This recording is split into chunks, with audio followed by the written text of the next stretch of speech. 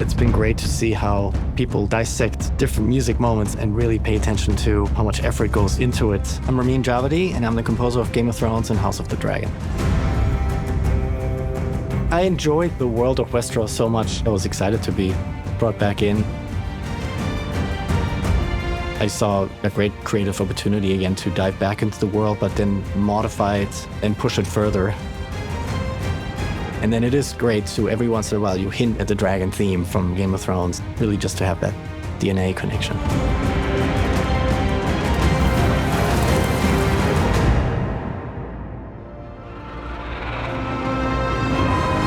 The Targaryen theme is sonically, I would say, the closest to Game of Thrones. Electric cello is the prominent sound. With the percussion and the rawness, I think just because of the dragons, I found that very fitting. It creates a lot of power.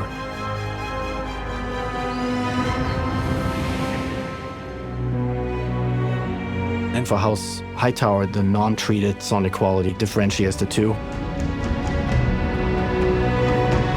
Violin and cello and strings, that's really more their sound. In terms of the religious aspect, the core progression, I guess, that the melody is based on has a sense of purity to it.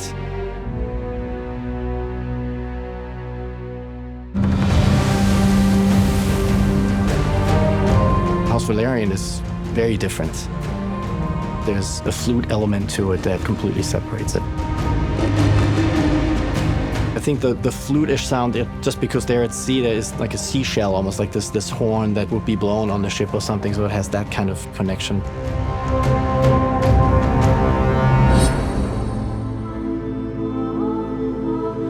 What's interesting with Rhaenyra through the different seasons so far, not only are we modifying her theme, her change can be so significant that we actually have multiple themes for her.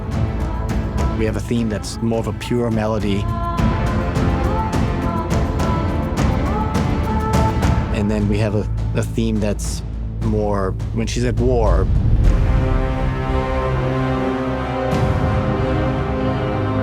Some of her melodies harmonically feel almost too safe, and by changing it up, it really shows a significant development in her character.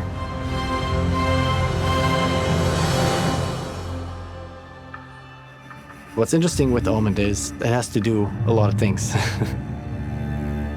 There's the militaristic aspect, it has to be very powerful. It's melodic. I feel like there's almost something elegant to it as well with him. There's a percussive rhythm to it that when you hear it, it's supposed to indicate that he's always plotting. It's kind of like a ticking clock almost.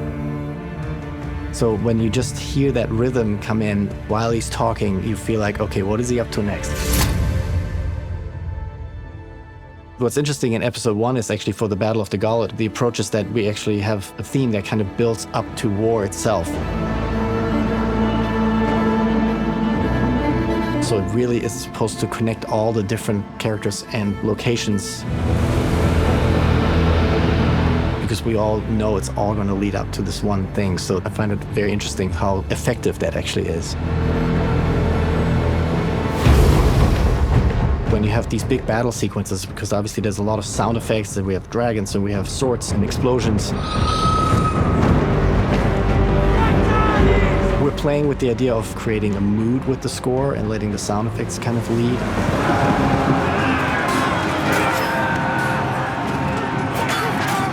Especially for these long battles, I think that can be very effective because it can be just tiring when you have all these sounds coming at you at once. So there is some interesting stretches with more atmospheric music that still will get the message across, but just because it's action doesn't necessarily mean it's just drums pounding away. I think what can be very effective sometimes is having less music or smaller music with some of these big deaths, because it's really effective to bring the music down and make it more internal. It just really gets down to a couple of instruments and just play it really small. And I feel like that really gets under your skin that way.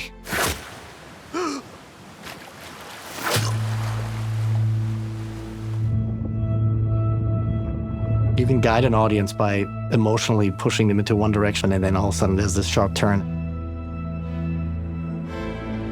A show like this is a feast for film music. It's a great opportunity to be creative. All different aspects. Action music, a lot of emotional music, and everything in between.